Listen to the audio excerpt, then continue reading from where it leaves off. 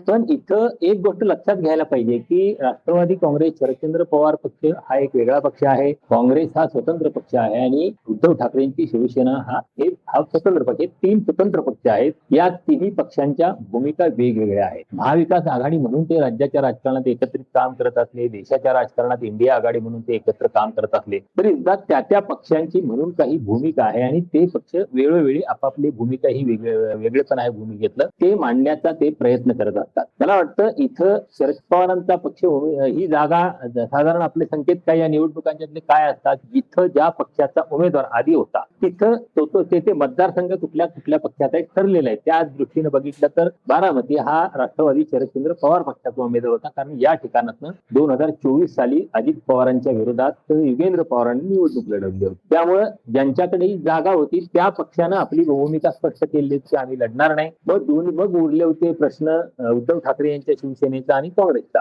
काँग्रेसच्या नेतृत्वानं इथल्या स्थानिक पातळीवरच्या नेत्यांनी सुरुवातीपासून भूमिका घेतली की ही निवडणूक आम्ही लढवणार आहे. मला वाटतं काँग्रेसच्या भूमिकेकडे इथं ही सुनेत्रा पवारांच्या विरोधातली भूमिका असं न बघता भारतीय जनता पक्षाच्या राजकारणाच्या विरोधातली भूमिका बघायला पाहिजे. म्हणजे इथं सुनेत्रा पवार किंवा अजितदादांचा पक्ष हे भारतीय जनता पक्षाच्या महायुतीतले पक्ष आहेत, केंद्रातल्या एनडीएच्या आघाडीतले पक्ष आहेत. एनडीए ठीक आहे, तर तुमची व्यक्तिगत भावना त्या संदर्भात घडलेल्या घटनेसंदर्भातली सहानुभूती या गोष्टी वेगळ्या असतात आणि देशाच्या पातळीवर चाललेलं राजकारण वेगळं असतं. जर काँग्रेसनं इथं उमेदवार देण्याचा निर्णय घेतला नसता तर सुनेत्रा पवार हा मुद्दा बाजूला राहतो. देशाच्या पातळीवर संदेश असा जाऊ शकतो की इथं एनडीएच्या उमेदवाराला पुढे चाल दिली काँग्रेसनं किंवा काँग्रेसच्या आघाडीनं. तिथं काँग्रेस आहे, तो राष्ट्रीय पातळीवर उद्धव ठाकरे किंवा शरद पवार यांच्या पक्षाला फारकत गृहीत धरण्याचं कारण नाही. त्यामुळे मला वाटतं इथं भारतीय जनता पक्षाच्या विरोधात निवडणूक लढवण्याचा काँग्रेसने निर्णय घेतलेला आहे आणि त्याची कारण आपल्याला वेळोवेळी या नेत्यांनी थांबवते यासाठी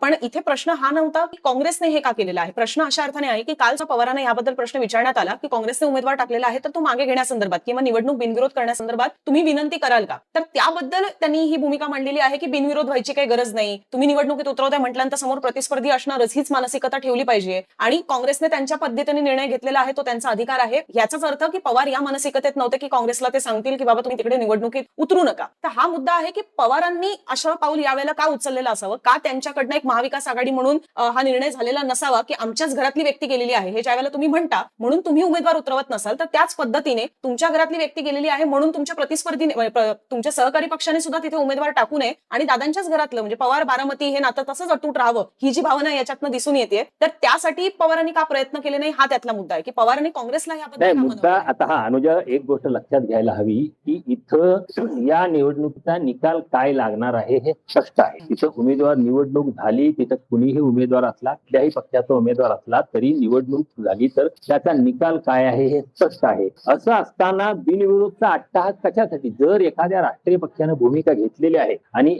ज्या पद्धतीनं काँग्रेसच्या स्थानिक नेतृत्वापासून राष्ट्रीय पातळीपर्यंत मधल्या काळात सुप्रिया सुळे यांनी राष्ट्रीय पातळीवर प्रयत्न केले नसतील असं सांगता येत नाही. का तर मधल्या काळात संसदेचं अधिवेशन 2 तारखेपर्यंत होतं. दिल्लीत सुप्रिया सुळे सलग दिल्लीत होत्या, सातत्यानं वेगवेगळ्या पक्षांच्या नेत्यांशी चर्चा करत होत्या. त्यावेळी त्यांनी दिल्लीतल्या काँग्रेसच्या नेत्याशी त्यांनी आज जरी म्हटलं असलं तुम्ही काँग्रेसशी संपर्क केला होता असं मला माहित नाही, पण सुप्रिया सुळे यांनी काँग्रेसच्या नेत्यांशी संपर्क केला नसेलच असं म्हणता येत नाही. आणि मला असं दिसतंय की एकदा काँग्रेसची भूमिका स्पष्ट झाली, कोणत्याही परिस्थितीत काँग्रेस माघार घेणार नाही असं एक संकेत मिळत असताना उगीच तिथं फार पुढारलेपण करून मी आग्रह करण्यात अर्थ नाही. कारण पुन्हा तिथं जर शरद पवार म्हणले मी आग्रह करणार आणि काँग्रेसने उमेदवार मागे घेतला नाही तर तो शरद पवारांचा मुखभंग ठरला असता. त्यामुळे मला वाटतं शरद पवारांनी फार इथं पॉलिटिकली करेक्ट भूमिका घेतलेली आहे की निवडणूक झाली म्हणून आभार कोसळत नाही. कारण सुनेत्रा पवार मोठ्या फरकानं निवडून येणार आहेत, काँग्रेसच्या उमेदवाराचा डिपॉझिट जप्त होणार आहे. या सगळ्या गोष्टी इतक्या स्पष्ट आणि स्वच्छ आहेत की पुन्हा तिथं अनावश्यक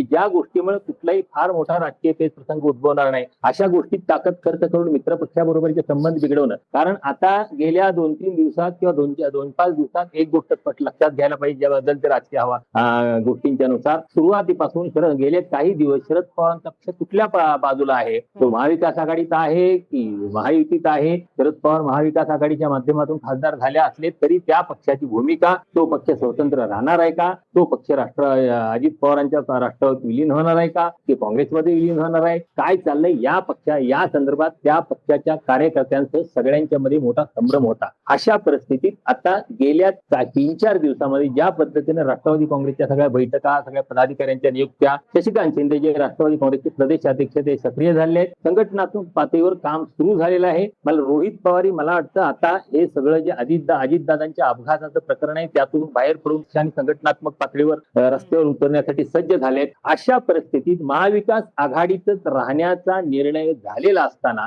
आणि याच मार्गाने पुढे जात असताना ज्या निवडणुकीत कुणी उमेदवार असल्यानं आणि नसल्यानं निकाल बदलणार नाही, तिथं आपली शक्ती वाया घालून आपल्या मित्रपक्षाच्या संदर्भात पुन्हा काहीतरी आपल्या संदर्भात संशय निर्माण करणं, मला वाटतं या सगळ्या गोष्टींचा पवारांनी विचार केलेला असावा. आणि निवडणूक झाली म्हणून सुनेत्रा पवारांच्या विजयावर किंवा निकालावर काही गोष्टीचा फरक पडत नाही. या दृष्टिकोनातून पूर्णपणे राजकीय दृष्टिकोनातून त्यांनी भूमिका घेतली दिसते. फक्त आता गोंधळ काय होतो सांगतो, म्हणजे या सगळ्या ह्याच्यात शरद पवारांचा, सुप्रिया सुळेंचा, रोहित पवारांचा गोंधळ काय होतो, ते राजकीय कधी बोलतायत आणि कौटुंबिक कधी बोलतायत हे लक्षात येत नाही. ते एवढा गोंधळ घालतात तिघही, म्हणजे अगदी शरद पवार सुद्धा, म्हणजे मी कुटुंब प्रमुख आहे, कुटुंब प्रमुख म्हणून उमेदवार कुटुंब प्रमुख म्हणजे तुम्ही राष्ट्रवादी काँग्रेसचे कुटुंब प्रमुख म्हणून निर्णय घेतला की शरद पवारांचे कुटुंब प्रमुख म्हणून निर्णय घेतला, हे स्पष्ट करत नाहीत. ते सुप्रिया सुळे सुद्धा एकदा कौटुंबिक पातळीवर बोलतात, एकदा राजकीय पातळीवर बोलतात. रोहित पवार एकदा राजकीय पातळीवर बोलतात, एकदा सुनेत्रा काकींच्या संदर्भात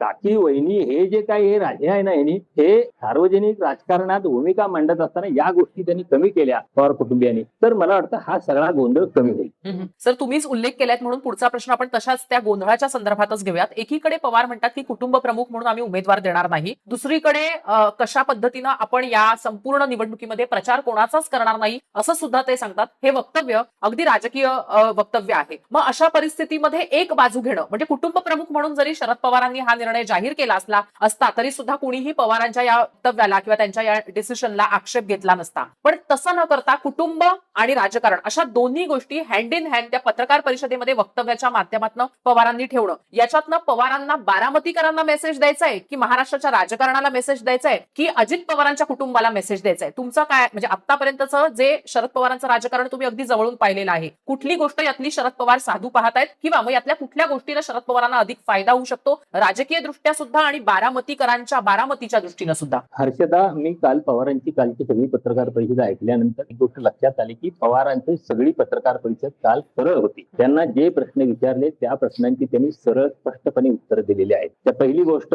त्यांनी सुरुवातीला आग्रह होता की बिनविरोध व्हावी, बिनविरोध होत नाही, ठीक आहे, काँग्रेस उमेदवार उभे करा, मग तुम्ही प्रचार करणार का? आता शरद पवार हे महाविकास आघाडीचे घटक आहे. महाविकास आघाडी ही एनडीएच्या विरुद्ध लढते, म्हणजे काँग्रेस पक्ष तिथं लढतोय. असं असताना शरद पवारांना तुम्ही पाठिंबा दिलेला नाही, म्हणजे उमेदवार उतरवलेला नाही, म्हणजे तुम्ही प्रचार करणार का? आणि प्रचार करणार नाही तर मग पाठिंबा कसा? असं नाही करता येणार. कारण या ज्या सीमारेषा आहेत भूमिकेच्या संदर्भातल्या, मला वाटतं शरद पवारांनी सगळ्या गोष्टी अतिशय स्पष्ट आणि स्वच्छ केल्या आहेत. त्यात कुठंही त्यांच्या भूमिकेत गडबड, गोंधळ, संभ्रम किंवा बिटवीन द लाईन्स नाहीत. अतिशय स्पष्टपणे या गोष्टी त्यांनी सांगितल्यात असं मला वाटतं. नाही, पण मग थेटच ते असं म्हणू शकले असते की हा निर्णय राष्ट्रवादी काँग्रेसचा आहे, आम्ही कुठलाही उमेदवार देणार नाही आणि आमच्या मित्रपक्षांच्या सुद्धा उमेदवाराचा आम्ही प्रचार करणार नाही असं म्हटलं असते शरद पवार तरी चाललं असतं. कुटुंब प्रमुख म्हणून आम्ही हा निर्णय घेतोय की आम्हाला उमेदवार द्यायचा नाही आणि आम्ही कोणाचा प्रचार करणार नाही असं म्हटलं असतं शरद पवार तरी चाललं असतं. पण योग्य वेळी योग्य पद्धतीनं योग्य शब्द वापरून शरद पवारांनी काही वेगळ्या गोष्टी साध्य केल्यात असं म्हणजे मला तरी वाटतंय. हे बघा,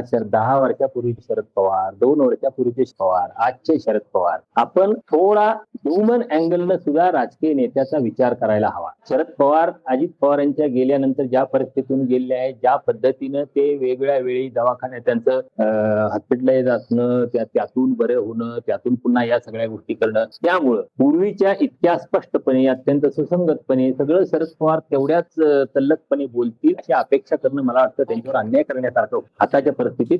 पण कालची त्यांची पत्रकार परिषद ऐकल्यानंतर कुठंही बिटवीन द लाईन्स त्याने अतिशय स्पष्टपणे स्वच्छपणे सगळं सांगितलं. घेतलंय. मला वाटतं आताच्या परिस्थितीत त्यांच्याकडून यापेक्षा अधिक काही स्पष्टतेच्या अपेक्षा करणं योग्य ठरणार नाही. मी हर्षदाचाच प्रश्न थोडा वेगळ्या पद्धतीने पुढे घेऊन जाते की शरद पवारांकडनं किंवा शरद पवारांची राष्ट्रवादी काँग्रेस तुम्हाला काय वाटतं नेमकी कुणाच्या बाजूने असेल? कारण प्रचार करणार नाही ही भूमिका स्पष्ट केलेली आहे. तरी सुद्धा आता ही इतकी स्थानिक निवडणूक आहे की ह्याच्यातले अगदी छोट्या छोट्या पद्धतीने होणारे जे प्रचार आहेत ते कदाचित तेवढं त्याला मीडिया अटेन्शन मिळणार नाही किंवा ते तेवढे समोर येऊ शकणार नाहीत. आणि दुसरी गोष्ट की बारामतीकरांच्या सुद्धा मनात काय असेल हेही सांगणं कठीण आहे, कारण त्यांनी लोकसभेला शरद पवारांची साथ दिली आणि विधानसभेला त्यांनी अजित पवारांच्या राष्ट्रवादी काँग्रेसची साथ दिली. त्यामुळे आता हे कळणं कन्फ्युजन आहे की नेमके बारामतीकर कुणासोबत राहतील. त्यात एक गृहीतक पकडायचं झालं तर दादांचं निधन झालेलं आहे आणि त्याच्यामुळे कदाचित सुनेत्रा पवार यांच्याच पाठीती एक सहानुभूती राहील असंही मानते. त्याच्या मागची सुद्धा कारण काय असू शकतात? कारण की एक मधल्या काळामध्ये हे सुद्धा चर्चा सुरू होती की ज्या पद्धतीने सुनेत्रा पवार पुढे आल्या किंवा ज्या पद्धतीने त्यांचे निवडणूक आयोगासोबतचे पत्रव्यवहार झाले याच्यामध्ये एक अंदाज असा सुद्धा होता की हे पवार आणि राष्ट्रवादी काँग्रेस हे नातं तुटलं नाही पाहिजे. आता उद्या जाऊन ठीक आहे तुम्ही म्हणताय किंवा आपण सगळेच हे मानतोय की बारामतीमध्ये आताच्या घडीला सुनेत्रा पवारच निवडून येतील हे आपणही मानतोय, पण काँग्रेस तिकडे जर हातपाय पसरवत असेल, काँग्रेसचं तिथे थोडा काय होईना पण जरा तरी त्या 4,000 पेक्षा मतं जर वाढलेली आहेत, कारण त्यावेळेला चौरंगी लढत होती, त्यावेळेला सगळेच इंडिपेंडेंट लढले होते विधानसभा 2014ला, त्यामुळे सुद्धा ती 4,000 मतं दिसत असतील. तिथे पवारांचाही कॅन्डिडेट होता म्हणूनही ती 4,000 मतं दिसली असतील. आज कदाचित तसं नाहीये, तर त्याच्यामध्ये कदाचित जास्तीचीही मतं पडू शकतात. उद्या जाऊन जर काँग्रेसला 4,000 पेक्षा जास्तीची मतं पडली तर त्यातले अर्थ काय काढायचे? शरद पवारांच्या राष्ट्रवादी काँग्रेसकडनं छुप्या पद्धतीने सुद्धा पाठिंबा हा थोड्याफार प्रमाणात काँग्रेसच्या उमेदवाराला मिळू शकतो का? की बारामती पवार हे नातं असंच कायम राहावं यासाठी पवारांची राष्ट्रवादी काँग्रेस या प्रचारामध्ये पूर्णतः शांत राहील? मला वाटतं शरद पवारांची राष्ट्रवादी काँग्रेस या निवडणुकीत आपला कुठल्याही बाजूनं काही संबंध नाही अशा पद्धतीनं त्यांचा या निवडणुकीतला व्यवहार राहिला असं दिसतं. कारण छुप्या पद्धतीनं प्रचार करणं किंवा काँग्रेसच्या उमेदवाराला काही अधिक ताकद देणं वगैरे अशा गोष्टी काय होतील असं मला वाटत नाही. पण कारण ही निवडणूक आता तुम्ही मगापासून स्पष्ट केलं की ही एकतर्फी होणारी निवडणूक आहे हे चित्र स्पष्ट दिसते. आकाश जे मोरे आहेत त्यांना 4,000 मतं मिळाली होती. पण आता एक गोष्ट लक्षात घ्या, बारामती मतदारसंघाचा जर आपण विचार केला तर बारामती मतदारसंघात मराठा समाज साधारण 40 ते 50% आसपास आहे आणि आकाश मोरे ज्या समाजातून येतात त्या धनगर समाजाची 15 ते 20% मत आहे. जर काँग्रेसनं तो एक विचार काँग्रेस करू शकते की या मतांचं ध्रुवीकरण धनगर समाजातला उमेदवार दिल्यानंतर या मतांचं ध्रुवीकरण करता येणं शक्य आहे का? म्हणजे 15-20% जी मतं आहेत त्याचा आधार घेऊन काही मतं आपल्या उमेदवाराची वाढता येतील का? भविष्यात हा शरद पवारांचा राष्ट्रवादी काँग्रेस पक्ष इकडे तिकडे गेला पुन्हा म्हणजे ज्या पद्धतीने गेल्या काही काळात सातत्यानं ज्या वावड्या उठतायत त्या पद्धतीने भविष्यात ही जर काही दिशा बदलली तर आपल्याला तिथं स्पेस असावी तो त्या मतदारसंघात. कारण आतापर्यंत ज्या राष्ट्रवादी काँग्रेसची स्थापना झाल्यानंतर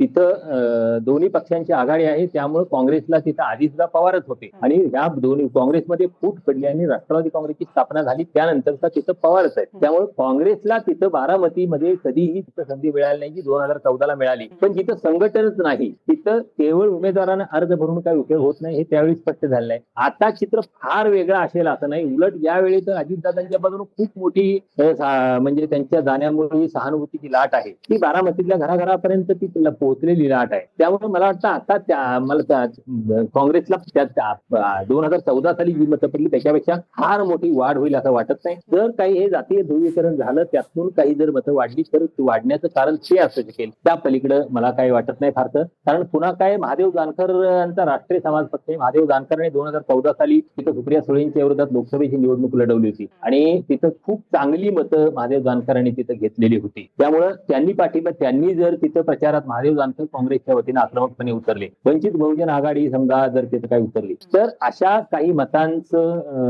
ध्रुवीकरण होऊन मला वाटतं आकाश मोरेंची मतं वाढतील. ती वाढण्यामागे काही शरद पवारांचं काही छुपं राजकारण करतील मला असं काही वाटत नाही. पवार किंवा पवार कुटुंबातलं कुणी इथं काँग्रेसच्या मदतीसाठी काही करेल किंवा सुनेत्रा पवारांच्या विरोधात काही करेल. बाजूनही काही करणार नाहीत, विरोधातही काही करणार नाहीत. कारण हात दाखवून अवलक्षण, कारण सतत जर तुमच्याकडे तुमच्या संदर्भात अविश्वासाचं वातावरण निर्माण होत असेल तर तुमची राजकीय विश्वासार्हता त्या संदर्भातला प्रश्न निर्माण होतो. त्यामुळे मला वाटतं या निवडणुकीत तरी त्या तशा गोष्टी करण्याचं सगळे टाळतील.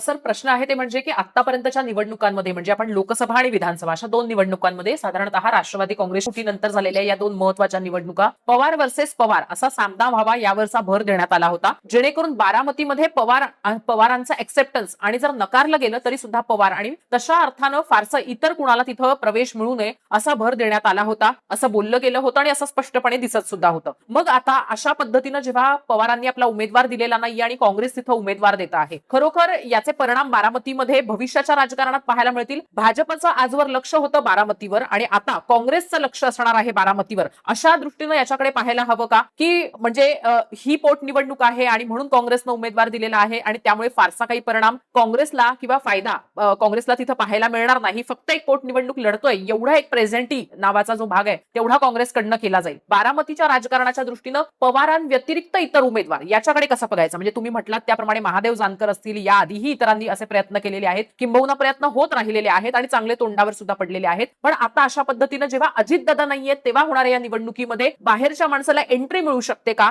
या दृष्टीनं पवारांचा म्हणजे विचार आहे का, विचार केला गेलेला असेल का पवार कुटुंबानं, की आता एक वेगळं राजकारण बारामतीमध्ये त्या निमित्तानं आपल्याला पाहायला मिळू शकतं? पहिली गोष्ट लक्षात घ्यायला पाहिजे की पवार कुटुंबियांसाठी सोपी असेल अशी शेवटची निवडणूक असेल, सोपी राहणारी. मला वाटतं यानंतरची निवडणूक ही सोपी नसणार आहे. हे दोन्ही राष्ट्रवादी काँग्रेस पक्ष जर 2029च्या निवडणुकीच्या पूर्वी एकत्र आले तर त्यांचा उमेदवार कोण असेल हा स्वतंत्र विचार असेल, आणि हे एकत्र आले नाहीत आणि यांच्या वाटा स्वतंत्रच राहिल्या दोन्ही राष्ट्रवादी काँग्रेसच्या, तर मग त्यावेळेचा सामना हा जय पवार विरुद्ध युगेंद्र पवार असा असेल का, आणि त्या सामन्याचं चित्र काय असेल? कारण अजित पवार विरुद्ध युगेंद्र पवार या सामन्यात स्पष्ट होतं. लोकसभेला जरी सुनेत्रा पवारांचा पराभव झालेला असला तरी सुद्धा विधानसभेचा सामना हा एकतर्फी होईल. मी आपल्या या वाहिनीवर चर्चेत सांगितलं होतं की मला त्या इथं काय लोकसभेच्या निकालाची पुनरावृत्ती होईल असं वाटत नाही. इथं अजित पवार हे मोठ्या बहुसंख्येने येतील युगेंद्र पवारांना, कारण अजितदादांचं काम होतं. आता सुनेत्रा पवार तिथल्या लोकप्रतिनिधी असणारे बारामतीच्या, तर ज्या पद्धतीने अजितदादा यापूर्वी काम करत होते, ज्या धडाडीने काम करत होते, अर्थात ते स्पीड, ती धडाडी सुनेत्रा पवार म्हणजे किती प्रमाणात दाखवतात आणि बारामतीच्या लोकांचा विश्वास संपादन करण्यात कितपत त्यांना यश येतं, हा महत्वाचा भाग आहे. आणि समजा सुनेत्रा पवार या तिथल्या भविष्यातल्या उमेदवार असतील आणि राष्ट्रवादी काँग्रेस दोन्ही एकत्र येणार नसतील तर पुढच्या निवडणुकीत युगेंद्र पवार हे त्यांच्या विरोधातले उमेदवार असतील. त्यामुळं आता त्या संदर्भात असं चित्र दिसतं. भविष्यात आणखी काय बदलणार सांगता येत नाही. दुसरी गोष्ट, तुम्ही मगाचपासून जे उल्लेख केला, आपल्याला आठवत असेल की लोकसभा निवडणुकीच्या वेळी विजय शिवतारे हे सातत्यानं ती उमेदवारी उभं राहण्याच्या संदर्भात हे करत होते, मी उभा राहणार आहे. बारामती लोकसभा मतदारसंघात पवारांच्या विरोधातली काही लाख मतं आहेत असं ते सांगत होते. म्हणजे जी मतं विरोधकांना पडतात ती सगळी पवार विरोधातली मतं आहेत असं त्यांचं म्हणणं होतं, आणि त्या मतांच्या बळावर मी निवडणूक लढणार आहे. आता अर्थात त्यांनी ते सगळं त्यांचा कोणत्या उद्देशानं काय करत होते सगळ्यांना माहिती आहे. त्यांनी नंतर माघार घेतली, सगळं आधी अजितदादांच्या संदर्भात अद्वातोदा बोलणारे नंतर ते त्यांच्याच सोबत जायला लागले वगैरे, हा सगळा भाग आपण बघितलेला आहे. पण इथं बारामती हा मूळ हे सुरू कुठलं झालं, बारामतीतलं शरद पवारांचं वर्चस्व मोडून काढायचं हे भारतीय जनता पक्षानं ठरवलेलं आहे. आपल्याला आठवत असेल चंद्रकांतदादा पाटील एका निवडणुकीत म्हणले होते, आम्हाला शरद पवारांना संपवायचं. आपल्याला आठवत असेल, आम्हाला इथून पवार शरद हे संपवायचं भारतीय जनता पक्षाचं ते उद्दिष्ट होतं. तर आता शरद पवार यांचं राजकारण, शरद पवार यांच्या वयोमानामुळे ते बाजूला गेले, त्यांचं राजकारण पुढे चालवणारे अजितदादा नाहीत. त्यामुळे मला वाटतं भारतीय जनता, जर हे राष्ट्रवादी काँग्रेस पक्ष भविष्यात भारतीय जनता पक्षासोबत नसतील तर भारतीय जनता पक्ष आगामी काळात पवारांच्या समोर मोठं आव्हान करू शकतो, आणि बारामतीवर जे पवारांचं वर्चस्व आहे ते संपवण्यासाठी आटोकाट प्रयत्न करू शकतो. ते प्रयत्न भारतीय जनता पक्षाचे थांबणार नाहीत. आणि मला वाटतं अजितदादांच्या हीच गोष्ट लक्षात आलेली होती, महाराष्ट्रातून पवारांचं वर्चस्व संपवायचं, महाराष्ट्रातून पवारांचं राजकारण संपवायचं, या दृष्टीनं भारतीय जनता पक्षाची पावलं पडत होती. आणि हा धोका लक्षात आल्यामुळेच अजितदादा यांनी दोन्ही राष्ट्रवादी काँग्रेस एकत्र येण्याच्या संदर्भात प्रयत्न सुरू केले.